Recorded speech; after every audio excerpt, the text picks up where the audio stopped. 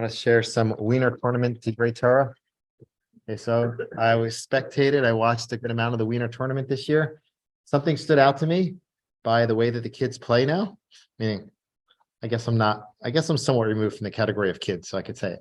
But like when I don't want to say that when I was younger, but several years ago, the style of the game was very different. I was watching the kids play, and there were many more 3-pointers being shot than when I was younger. When I was younger, there was a lot of post play happening, but now you see kids driving down the lane, almost having an open shot, and then they'll kick it out to somebody to shoot an outside 3-pointer.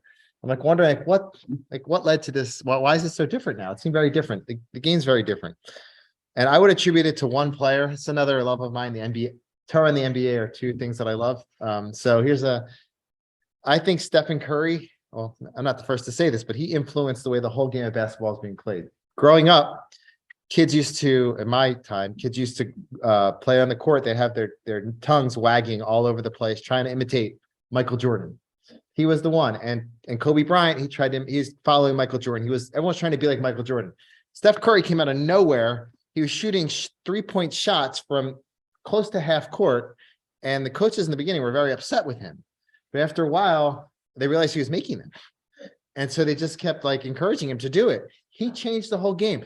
Any player now who's coming up, if they don't have an outside shot, they're not really looked upon the same way. Even big men, 7 feet tall players, they have to have an outside shot, even three-point shot. So he basically changed the nature of the game, and he could have tried to continue the status quo of the way it was, Michael Jordan, etc. But he took his own path, and his direction impacted NBA, NCAA, high school, the Wiener tournament, all the way down. I think it's I was thinking about there has to be a Dvar Torah in this. So this is the Dvar Torah I think that's there, and it's connected to our Parsha. I have to find a connection, but I do think it's connected. Our Parsha talks about the emergence of Israel, of Yaakov, and Avram and Yitzchak. We learn about the forefathers. Each one was different.